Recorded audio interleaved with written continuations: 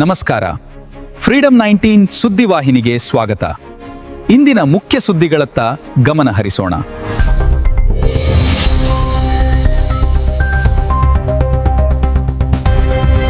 ನಮಸ್ಕಾರ, ನೀವು ನೋಡ್ತಾ ಇದ್ದೀರಾ ಫ್ರೀಡಂ 19 ನ್ಯೂಸ್ ಚಾನೆಲ್. ನಿಖರ ಮತ್ತು ಪರಿಶೀಲಿತ ನಿರಂತರ ಸುದ್ದಿಗಳನ್ನ ಜವಾಬ್ದಾರಿಯುತವಾಗಿ ತಲುಪಿಸುವಂತ ವಿಶ್ವಾಸಾರ್ಹ ಸುದ್ದಿ ವೇದಿಕೆ ಫ್ರೀಡಂ 19 ನ್ಯೂಸ್ ಚಾನೆಲ್ಗೆ ತಮಗೆಲ್ಲರಿಗೂ ಆತ್ಮೀಯವಾದಂತಹ ಸ್ವಾಗತ. ಬನ್ನಿ ಇವತ್ತಿನ ಸುದ್ದಿಗಳನ್ನ ನೋಡೋಣ.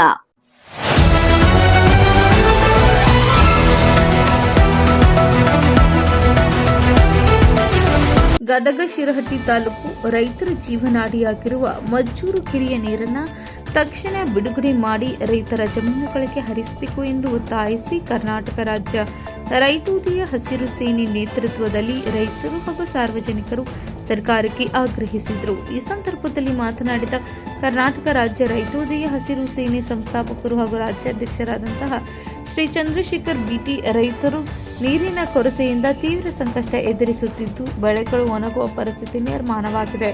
ಆದ್ದರಿಂದ ಮಜ್ಜೂರು ಕೆರೆಯ ನೀರನ್ನು ಯಾವುದೇ ವಿಳಂಬವಿಲ್ಲದೆ ಬಿಡುಗಡೆ ಮಾಡಿ ರೈತರ ಭೂಮಿಗೆ ಹರಿಸಬೇಕು ಎಂದು ಒತ್ತಾಯಿಸಿದರು.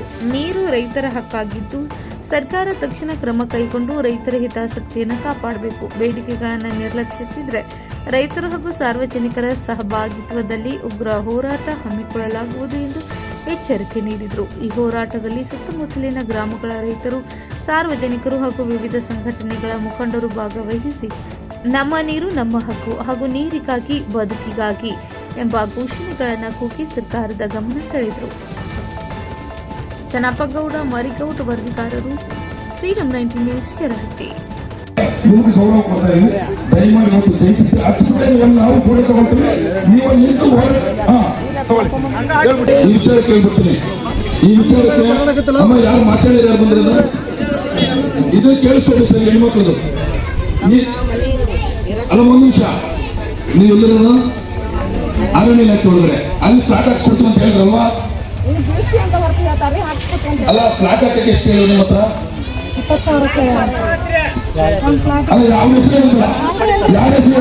ಈಗ ನೋಡ್ರಿ, ನಮ್ಮ ಸಿಬ್ಬಂದಿ ಯಾರಾದ್ರೂ ಆ ಥರ ವರ್ತನೆ ಮಾಡಿದ್ರೆ ಖಂಡಿತವಾಗಿ ಕ್ರಮ ತಗೊಳ್ಳಿ. ಬೇರೆಯವರು ಅನ್ಯ ವ್ಯಕ್ತಿಗಳು ಬಂದಾಗ ಅವ್ರು ಅದನ್ನ ಯಾವುದೇ ಥರ ಮಾತಾಡಕ್ಕೆ ಹೋಗ್ಬೇಕು.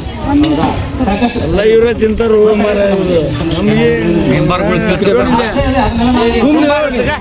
ಅವ್ರು ಕೊಟ್ಟರು ನಿಮಗೆ ಉಪಯೋಗ ಇಲ್ಲ. ಹೌದಾ? ಅಷ್ಟೇ. ಹೌದಾ? ಅದಕ್ಕೋಸ್ಕರ ಏನಾದ್ರೂ ಗ್ರಾಮ ಪಂಚಾಯತ್ ಕಾಂಟ್ಯಾಕ್ಟ್ ಮಾಡಿ, ಅಲ್ಲಿ ಯಾರು ಆ ಥರ ವರ್ತನೆ ಮಾಡಿದ್ರೆ ನಮಗೆ ಕಳಿಸಿದ ಖಂಡಿತ ಅವ್ರಿಗೆ. ಹೌದಾ?